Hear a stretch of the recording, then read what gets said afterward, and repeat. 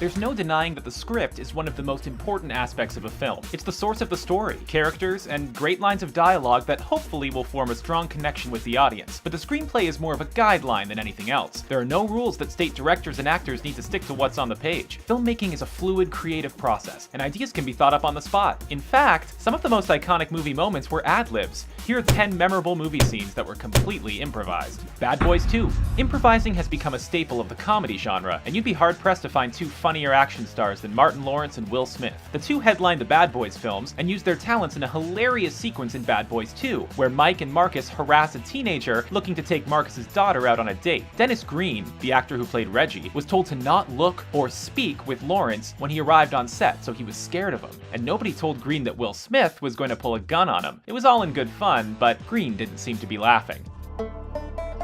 Django Unchained.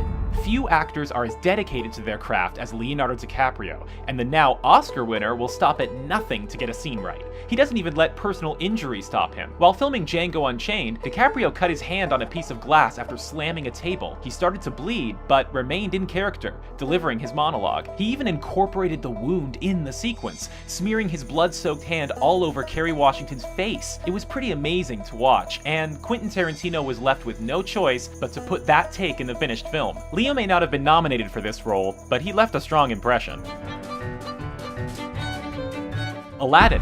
Robin Williams was one of the greatest comedians who ever lived, full of energy and non-stop enthusiasm. That's what made him a perfect choice to play the genie in Disney's Aladdin, where he was the clear star of the show. Williams improvised so much during recording that the team ended up with nearly 16 hours of material with which to work. Williams' performance even hurt Aladdin's Oscar chances. So many of the genie's lines were ad-libbed that the script was turned down for a Best Adapted Screenplay nomination at the Oscars. You're a lot smaller than my last master. Either that or I'm getting bigger. Look at me from the side. Do I look different to you? Best of luck to whoever takes over the role in the remake. You have huge shoes to fill.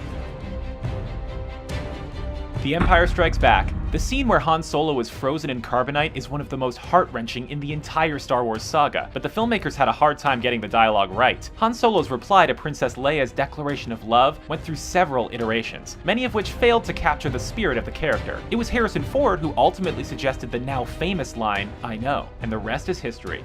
I love you. I know. It's a moment that's become the stuff of legend and is now even plastered on Star Wars-themed couples merchandise. Who knew not saying "I love you too" could be so romantic? The Dark Knight Rises. Bane is a vicious villain who threatens Gotham with a nuclear apocalypse, but even he can appreciate the talents of a fine singer. Shortly before blowing up Gotham's football stadium, a young child sings the national anthem. Bane, hidden from sight in a tunnel, remarks, "That's a lovely, lovely voice." It's a line that got a chuckle from audiences, and they have Tom Hardy to thank. Per the film's producers, the actor improvised the line on the spot. Christopher Nolan was obviously a fan and let his bad guy provide a brief moment of levity before returning to his more terroristic ways. Ghostbusters. When you combine the comedic minds of Bill Murray, Dan Aykroyd, and Harold Ramis, improvisations are going to happen. While filming the original Ghostbusters, almost none of the scenes were shot as scripted, and many included at least one or two ad-libs. I order you to cease any and all supernatural activity and return forthwith to your place of origin or to the nearest convenient parallel dimension.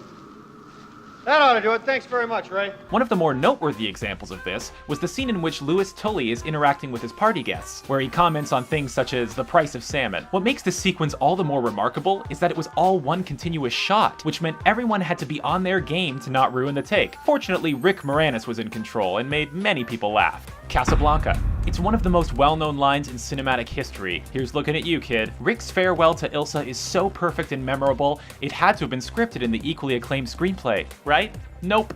Humphrey Bogart improvised that bit of dialogue during the Parisian scenes that take place earlier in the film. It worked so well that it was used throughout the movie, including its climactic sequence. Bogart first uttered, "Here's looking at you, kid," for his 1934 vehicle Midnight, but its use in Casablanca is what many cinephiles remember. In fact, the AFI named it the 5th best line of dialogue of all time. Full Metal Jacket. It's a misconception that R. Lee Ermey ad-libbed much, if not all, his dialogue in this Stanley Kubrick war drama, but some improvisation did take place. Though the actor worked with the director to make the screenplay more believable, Ermey did go off script at times, including the famous disciplinary scene where he shouts insults at the soldiers. Most notably was the instance where he told Private Cowboy that he was the type of guy who would have sex with another man and not have the courtesy to give him a reach around. When Kubrick learned what that was, he thought it was funny and kept it in the final cut. The Wolf of Wall Street.